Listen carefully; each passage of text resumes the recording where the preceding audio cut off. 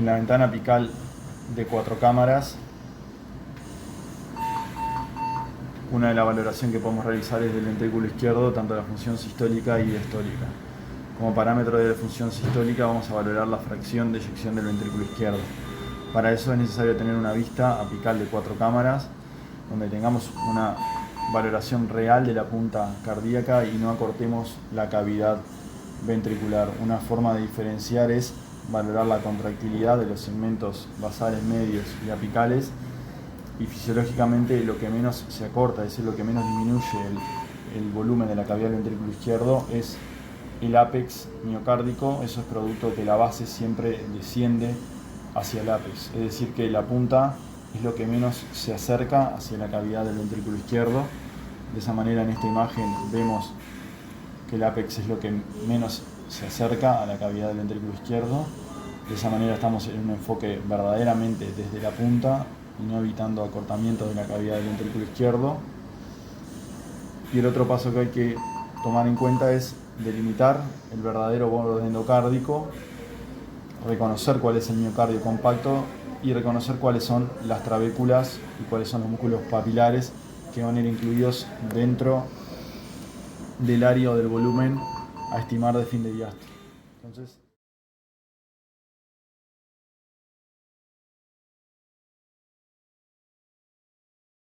estamos en el software medición de volumen, FEBI, 4 cámaras en fin de diástole, y lo que procedemos es a tomar como punto inicial la unión entre el tabique interventricular y el anillo mitral,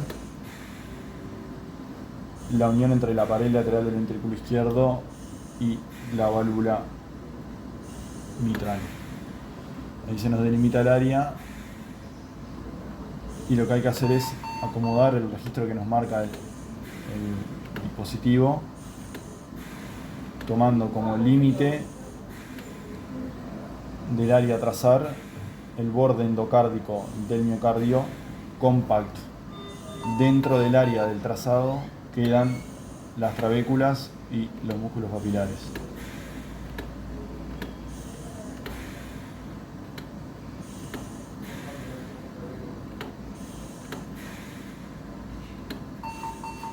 Posteriormente, medido en fin de diástole, hay que medir en final de sístole, por lo cual el final de la sístole se determina como el área donde la cavidad presenta su menor dimensión.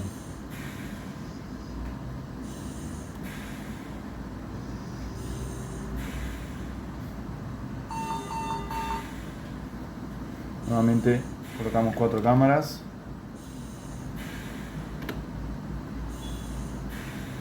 Tomamos ambos puntos a nivel del anillo mitral y realizamos el área del trazado. Nuevamente incluyendo solamente entre la interfaz el miocardio compacto, excluyendo las trabéculas y los músculos papilares.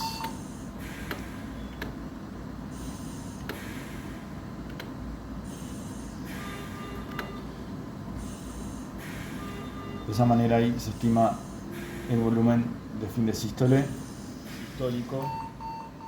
Se obtiene la fracción de eyección del ventrículo izquierdo, que es de un 60%, y el volumen diastólico final del ventrículo izquierdo. Esto es en la vista de 4 cámaras. En ecocardiografía convencional, lo que también hay que adherirle es la medición de los volúmenes en la vista apical de 2 cámaras, para tener una valoración de la FEBI validada, aunque para una valoración en UCI también se puede estimar la fracción de eyección por una vista apical de 4 cámaras. Esta es una vista apical de 5 cámaras, donde se ve ventrículo izquierdo, aurícula izquierda, aurícula derecha, ventrículo derecho y la quinta cámara, que es la aorta. En esta ventana vamos a proceder a medir la integral velocidad-tiempo y de esta manera estimar el volumen sistólico por ecocardiografía transtorácica. Se coloca Doppler color, se posiciona el caliper de medición, que idealmente tiene que estar lo más paralelo al flujo posible para evitar infraestimaciones de las velocidades. Algunos ecocardiogramas permiten determinar la corrección angular para estar completamente alineado a la velocidad. En los casos donde no se logra una alineación completa, es decir, paralelo a las velocidades que se ven mediante Doppler color, y posteriormente posiciono el caliper de medición inmediatamente detrás de la válvula aórtica y aprieto Doppler pulsado. De esta manera, lo que se me aleja de la línea de base es el flujo que sale del ventrículo izquierdo a la aorta, por lo cual eso corresponde a la velocidad de flujo durante la sístole. Se procede a medir la integral velocidad-tiempo del tracto de salida, por lo cual hay que hacer un trazado del envolvente. Es importante, como calidad del trazado mediante Doppler continuo, visualizar esta característica, que es una imagen bien hiperecogénica en los bordes y una imagen hipoecoica. Muchas veces se logra visualizar como calidad de medición los clips de apertura y cierre aórtico. Se hace el contorno del envolvente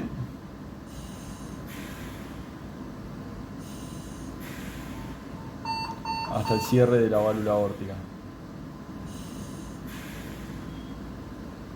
Y de esa manera nos da el valor de la integral velocidad-tiempo de 22,1 centímetros.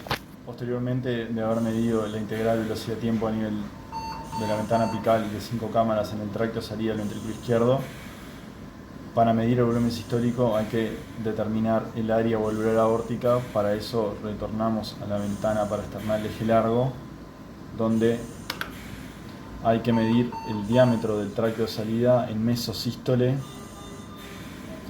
inmediatamente por detrás de las valvas aórticas en mesosístole y inmediatamente por detrás de las válvulas aórticas, perpendicular al eje mayor.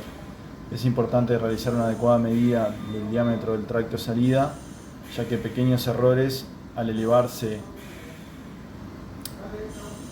esta unidad de medida al cuadrado se aumenta más el error de estimación del área valvular aórtica. De esa manera definimos ahí el diámetro del tracto de salida en mesosístole, y ahí el aparato, el software, nos da el valor ya del área del tracto de salida, que es 3,17. A este valor de 3,17 hay que multiplicarlo por la integral velocidad-tiempo, que fue de 22, por lo cual aproximamos un volumen sistólico en torno a 66 mililitros, lo cual es un volumen sistólico normal. Otros software, ya cuando aparece el cálculo de las medidas, al medir la integral velocidad-tiempo aórtico y medir el diámetro del tracto de salida, ya te otorgan el valor del volumen sistólico del ventrículo izquierdo.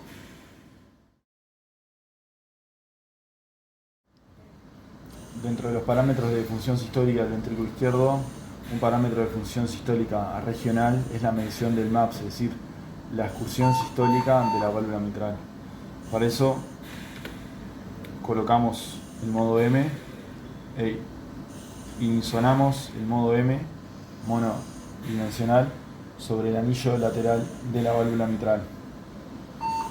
De esa manera obtenemos registros en una dimensión en el tiempo del anillo mitral durante la sístole, el cual vemos que durante la sístole se acerca el anillo mitral hacia el ápex y en diástole se aleja. Entonces, midiendo el MAPS a nivel del anillo lateral, colocamos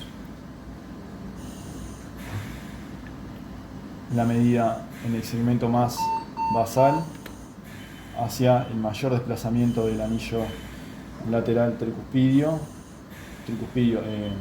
mitral, y obtenemos una medida del MAPS que en este paciente nos dio 20,9 milímetros.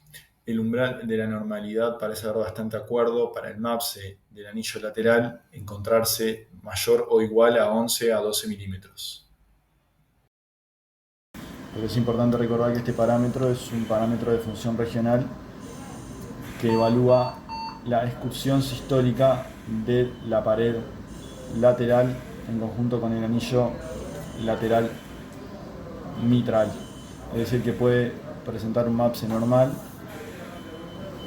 pero otras paredes del ventrículo izquierdo pueden presentar alteraciones sectoriales, como por ejemplo en un infarto agudo de miocardio de cara anterior, pudiendo presentar un MAPSE normal, pero el resto de la contractilidad del ventrículo izquierdo verse perjudicada y tener una función sistólica global disminuida a pesar de tener un MAPSE normal. Pero como valoración de la función sistólica de manera rápida, en terapia intensiva, el MAPSE es un parámetro que se utiliza habitualmente. Siempre tiene la consideración de que estoy tomando un parámetro regional de la función sistólica del ventrículo izquierdo y nunca es de mala práctica valorar el resto de las paredes del ventrículo izquierdo para pesquisar que no haya alguna alteración sectorial de la contractilidad, que eso repercuta la función sistólica global del ventrículo izquierdo y de esa manera el MAPSE me sobreestime la función sistólica del ventrículo izquierdo.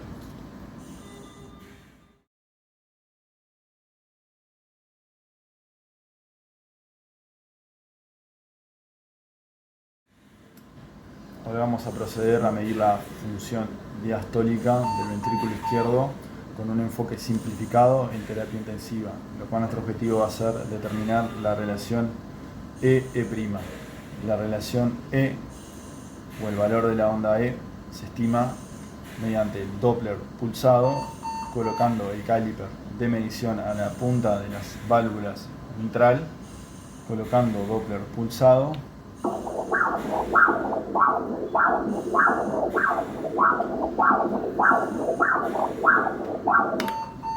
se obtiene el valor de la onda E y de la onda A.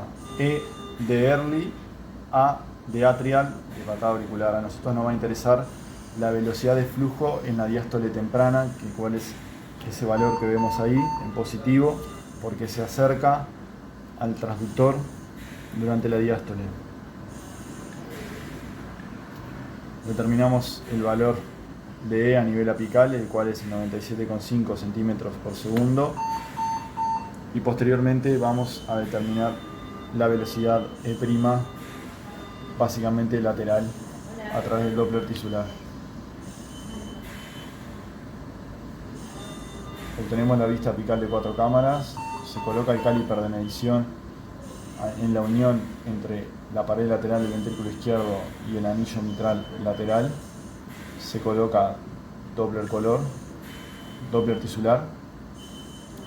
Es importante estar lo más alineado al anillo lateral mitral para evitar infraestimaciones de las velocidades por Doppler tisular. Se aplica Doppler pulsado sobre el software de Doppler tisular y ahí nos va a desplegar las velocidades del tejido miocárdico a nivel de la pared lateral. Acá lo que obtenemos es una deflexión positiva, que eso es la onda S, que es el desplazamiento del anillo lateral durante la sístole. Posteriormente transcurre la relajación isovolumétrica y una primera deflexión, que es la relajación temprana del ventrículo izquierdo cuando se abre la válvula mitral, y una segunda deflexión que es posterior a la patada auricular, que eso genera una nueva deformación del anillo lateral hacia el ápex, hacia la aurícula izquierda, y por eso lo veo con una deflexión negativa. El valor que voy a tomar yo es el primer valor, que es la relajación temprana. Tomo el valor pico, cuyo valor era de 18,9 centímetros, y ahí nos otorga una relación E' de 5,2, que está dentro del valor normal reportado, menor de 8.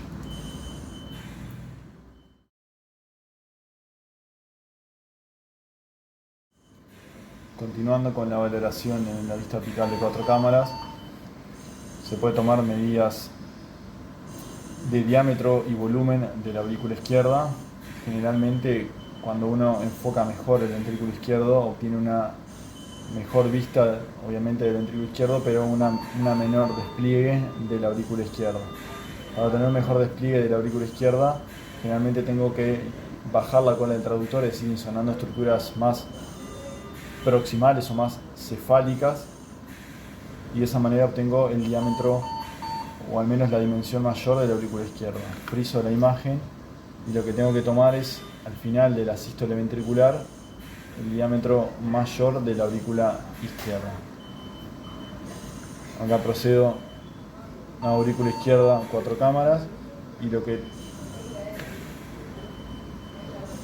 realizo es un trazado desde el tabique interauricular, pared posterior de la aurícula izquierda, sin incluir la vena pulmonar, que es lo que se ve acá.